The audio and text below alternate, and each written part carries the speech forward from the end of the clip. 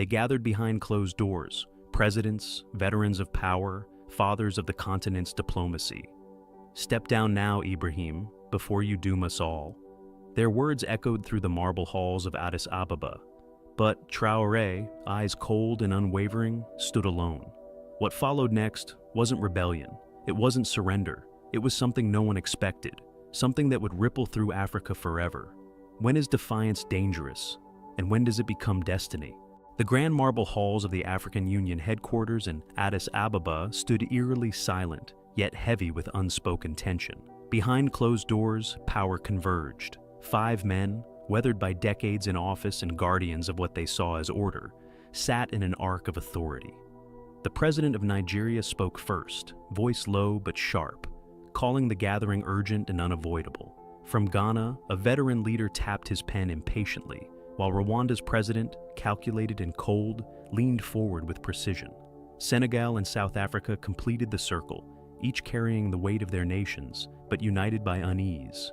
Ibrahim Traoré had arrived, or rather, been summoned. His presence, however, was not honored. They saw him as reckless, dangerous even. "Too young," one muttered. "Too militant," another added. "A destabilizer," said the third, voicing what they all thought, but hesitated to say aloud. The doors opened quietly, and Traoré entered without ceremony. Dressed simply, posture unwavering, he scanned the room. No greetings, no smiles. He knew what they wanted. The Nigerian president didn't waste time. "You must step down, peacefully, before this spreads beyond Burkina Faso." His words echoed through the chamber like a final verdict. Traoré listened in silence, face unreadable, letting the weight of their fear settle in the room. Outside, Addis hummed quietly under the afternoon sun, unaware that history trembled just beyond its government walls. The elders believed they were guiding him back into line. But as Traoré's jaw tightened and his eyes burned with quiet resolve, the real question loomed unspoken. Was this wisdom speaking, or fear desperately clinging to fading power? The doors creaked open again, this time without the usual fanfare or aides carrying folders.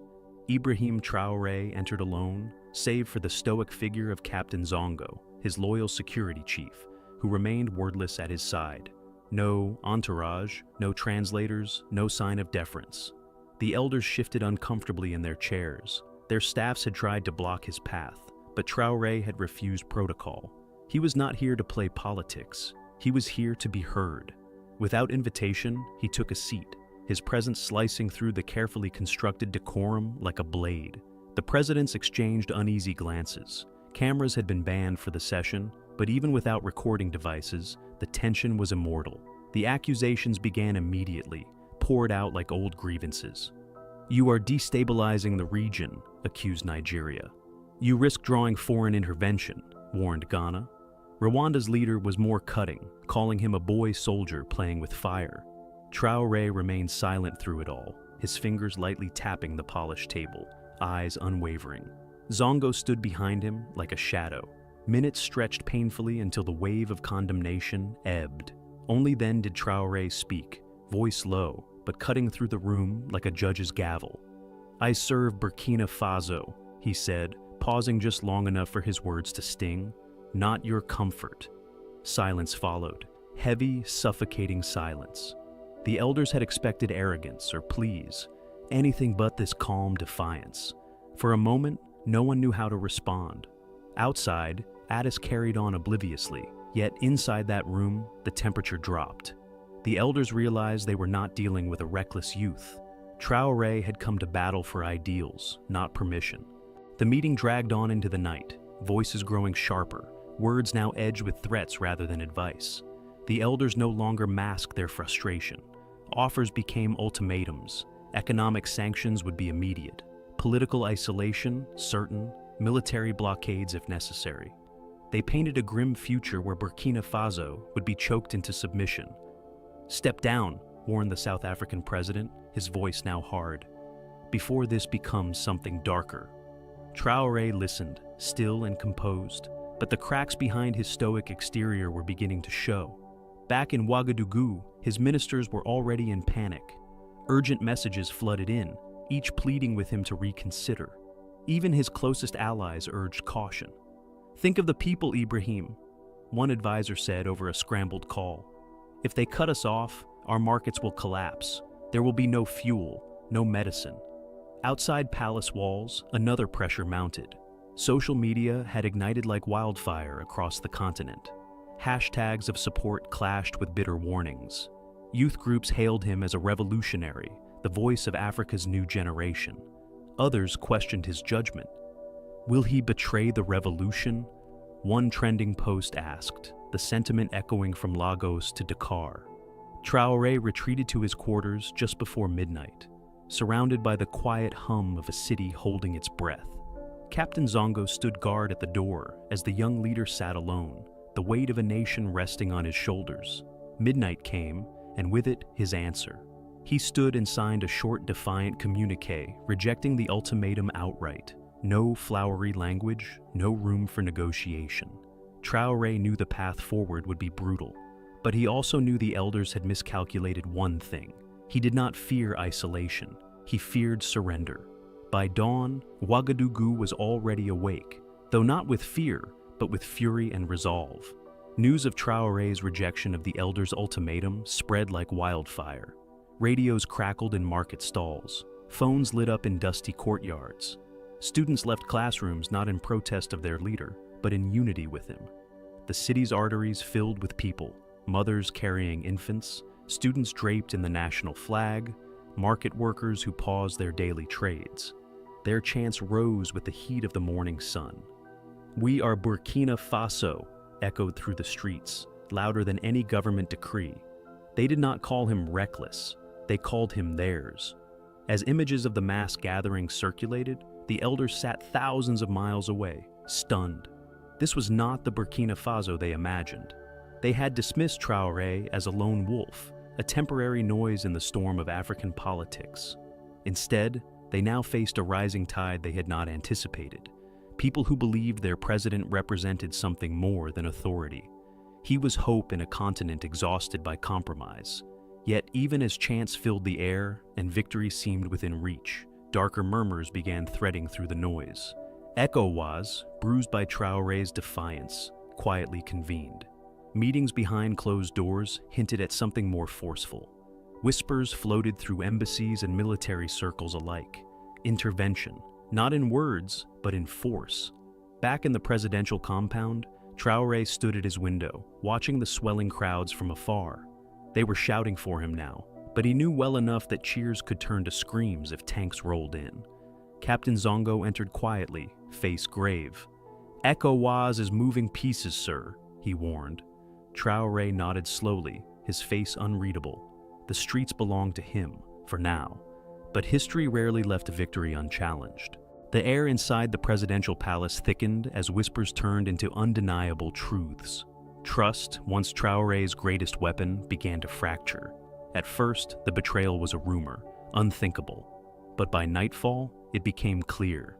A general, long considered loyal, had leaked sensitive intelligence to foreign diplomats. Details of Traoré's defensive plans, troop placements, and the weaknesses of the capital's outer defenses were now in hands that could twist them into a dagger. Word came quietly from Captain Zongo, whose face betrayed none of the chaos churning beneath. "It's real," he said simply. Traoré dismissed the room, leaving only his most devoted circle. But even that circle felt smaller, hollowed by paranoia. Names were exchanged in hushed tones. Eyes darted. No one spoke openly of the general, but his absence from morning briefings said enough. The corridors of the palace, once alive with certainty, grew quiet. Outside, rumors spread like wildfire through Ouagadougou. A coup, imminent. The people sensed it before the officials confirmed it. Supporters began gathering outside the palace gates as human shields, as if sheer willpower could stop what might come next. Alone in his war room, surrounded by maps and flickering monitors, Traoré knew speeches wouldn't save him. He pressed record on a small handheld camera, his voice steady, eyes fierce. "If I fall," he began softly, "let history judge me free." He paused, the weight of the statement settling like dust. "I stood not for power, but for Burkina Faso." He ended the recording and handed it silently to Zongo. Outside, Gunfire in the distance cracked the night open like a warning shot from fate. The coup wasn't a question anymore. It had already begun moving in shadows. The night fell unnaturally heavy over Ouagadougou. The streets that had been alive with chants only hours before now stood hushed, tense, as if even the wind dared not whisper. Then, at precisely midnight, the silence shattered. The first tanks emerged from the northern barracks, their treads grinding mercilessly against the cracked asphalt as they pushed towards the presidential palace. The coup had begun. Inside the compound, Ibrahim Traoré stood surrounded by faces far younger than the enemy approaching. They were not career soldiers or seasoned strategists. They were junior officers, volunteers, and street fighters loyal not to his title, but to his defiance. Captain Zongo, calm despite the thunder inching closer, issued sharp, clipped orders. "No one flees. We hold." The palace gates trembled as shells began slamming into the outer walls. Lights flickered, then vanished completely, plunging the entire capital into darkness. For a few agonizing minutes, it seemed as though chaos would swallow them whole. But something stirred deep among the shadows. Resolve. Young fighters held their positions, refusing to abandon the man who had refused to abandon them. Gunfire ripped through the night as the defenders pushed back fiercely. Rooftop snipers, grenade volleys, and hand-to-hand clashes turned the palace grounds into a war zone. What the plotters assumed would be swift and surgical spiraled into a brutal stalemate. By 4 a.m., the rebel tanks halted, caught in a fierce crossfire they hadn't prepared for. An eerie quiet returned just before dawn. When the sun finally broke through the dust and smoke, it revealed the impossible. The coup had failed. Traoré stood atop the battered palace steps, flanked by exhausted but unbroken loyalists. His enemies had underestimated him. More importantly, they had underestimated the will of the people who stood ready to bleed beside him. Morning broke not only over Ouagadougou, but across the entire continent. The images arrived in waves, burned-out tanks littering the palace gates, young fighters standing with raised fists. Ibrahim Traoré, bruised but unbowed, greeting his people like a leader reborn through fire. In Addis Ababa, the elders gathered once more, but gone was the iron certainty that had shaped their first meeting. The same table, the same hushed hall, but a new atmosphere, marked not by dominance, but by disbelief. No ultimatums were spoken this time. Only quiet murmurs filled the space between them. How had this young man, isolated and outgunned, defied both the coup and the collective weight of their will? Their confusion hung heavy, clinging to the gilded walls like smoke from a fading era. Without preamble, Traoré's face appeared on the large monitor mounted before them. The satellite link crackled slightly as he leaned forward, eyes steady, words measured. He did not gloat, he did not beg. "Africa belongs to its youth now," he said, his voice carrying across borders and bruised egos alike. "Respect is earned, not inherited." For a moment, none of the elders spoke. Not Nigeria, not Ghana, not Rwanda. The usual sharp tongues and rehearsed wisdom fell away, leaving only the weight of Traoré's declaration ringing in their ears. They had witnessed coups before. They had survived rebellions and crushed insurrections. But this felt different. This wasn't a simple battle for power. It was generational. As the feed ended abruptly, they sat in stunned silence, each man privately wondering if they had just witnessed the end of their era. The room remained frozen long after Traoré's image faded. For the first time, the elders found themselves without a script. Barely a week after crushing the coup, Ibrahim Traoré made his next move, one that no elder had predicted. He stood before the nation and, without hesitation, extended an invitation that would ripple across the continent. To every youth leader, activist, student union head, and rising political voice from Dakar to Dar es Salaam, he offered an open call: "Come to Ouagadougou." The new Africa Summit, he declared, his words broadcast live and unfiltered, will not be decided by those who held power yesterday, but by those who must carry it tomorrow. The invitation spread like wildfire. Within days, the capital transformed from a fortress to a gathering ground. Flights arrived carrying sharp-eyed young ministers, university presidents, grassroots organizers, and digital activists. They came hungry, not just for dialogue, but for belonging. Yet, behind the scenes, Africa's traditional leaders seethed. Many boycotted the summit entirely, dismissing it as dangerous theater. Still, not all followed. Younger ministers, those frustrated by years of ceremonial politics, began arriving quietly, slipping in without official sanction. Hotel lobbies became arenas for whispered debates and daring alliances. When the summit opened, Traoré stood before hundreds, his speech cutting through doubt. He spoke of independence not from colonizers, but from complacency, of revolutions fought not with rifles, but with ideas. Applause thundered through Ouagadougou, carried not by senior statesmen, but by the heirs of a restless continent. By dawn, something rare had been born, not formalized, not yet written into treaties, but potent. An informal continental alliance rooted in youth solidarity and mutual defense. What started as a gamble became a statement. The elders could boycott the room, but they could no longer control the future it had just defined. Months passed, and the dust that once clung to Ouagadougou's battered streets began to settle. What had started as survival soon bloomed into stability. Burkina Faso's markets, once threatened by isolation, began to hum with renewed life. Traoré, never waiting for permission, struck bold trade deals directly with sympathetic neighbors. Mali and Guinea, already disillusioned with the old order, became natural allies. Together, they reopened crucial routes and signed pacts rooted in mutual respect, rather than top-down decrees. Slowly, fuel returned, shelves filled, and salaries stabilized. Traoré's defiance no longer felt reckless, it felt necessary. Beyond borders, his name transformed from whispered caution to battle cry. In South Africa, student movements invoked his speeches during campus protests, demanding an end to geriatric monopolies on political power. In Senegal, a new wave of young candidates campaigned under banners that read simply, "Respect is earned."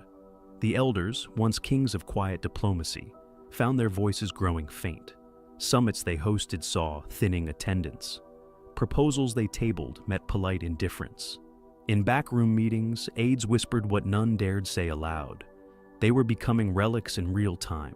Traoré, meanwhile, remained deliberate and careful. He did not declare victory or rub salt into the wounds of those who doubted him. Instead, he expanded his reach quietly. He invited more youth delegations. He pushed regional conversations online, bypassing traditional gatekeepers. His governance model, heavy on participation and light on hierarchy, began taking root in places no one expected. Burkina Faso became something of a symbol, fragile, still scarred, yet fiercely independent. The revolution had evolved beyond him. It was no longer just about resisting the old. It had become about building the new. And everywhere his name was spoken, so too was the idea that perhaps, at last, Africa's future belonged to its sons and daughters. Seasons turned, but the echoes of Ouagadougou did not fade. Across the continent, sparks ignited in places that had long stood silent. In Niger and Chad, young officers, citing Traoré's defiance, ousted aging rulers. In university halls from Kenya to Zimbabwe, students organized under banners calling for generational change. Some movements were graceful, powered by vision and unity. Others turned volatile, slipping into chaos and vendettas masked as revolution. The elders, once symbols of stability, now watched as the world they built began to fracture under the weight of ambition and impatience. Not all the fires were righteous, not all the voices were wise, yet the pattern was unmistakable. Africa's youth had stopped asking for a seat. They were taking the table. Amid this turbulent shift, Traoré himself grew quieter. Victories tasted different now, muted by the realization that inspiration could not always be controlled. He ruled, but more carefully. He listened more, spoke less. One crisp morning, far from the speeches and chants, he traveled quietly to Johannesburg. Alone, without cameras or aides, he stood before the towering statue of Nelson Mandela. For minutes he remained there, eyes scanning the carved face of a man who had changed a nation with resolve and restraint. Traoré's voice broke the stillness, barely above a whisper. Was this the right way? He asked, not expecting an answer. The wind offered none. Across the world, leaders and citizens watched him from afar. Some hailed him as the herald of a long overdue reckoning. Others saw only danger, a continent flirting with instability masked as revolution. Yet, Traoré knew better than most. History, like power, never answers immediately. It only watches patiently as those who dare reshape its course wrestle with the cost long after the crowds have gone quiet. What do you think? Is Traoré a hero rewriting Africa's future, or a dangerous spark in an already fragile continent? Drop your thoughts in the comments below, and don't forget to subscribe for more real, raw, and untold African stories that the mainstream won't show you. Hit that like button to support independent narratives and share this video. Let the world join this powerful conversation.